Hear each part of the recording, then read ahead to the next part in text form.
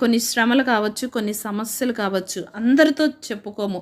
ఎందుకంటే వాళ్ళు మన సమస్యను తీర్చకపోగా ఎక్కడ రాళ్ళు వేస్తారనని. ఆ యొక్క సమస్యను ఒక్క దేవుని దగ్గరే మనం విన్నవించుకుంటాం.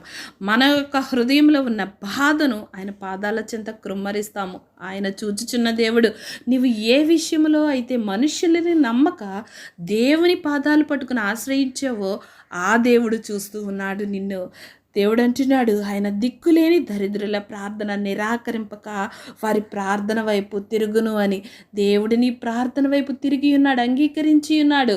ఇజ్రాయేలీలు మూలుగులు ఆకాశమునుండగా వారిని చూచి వారిని విడిపించడానికి మోషేను పంపిన ఆ గొప్ప దేవుడు.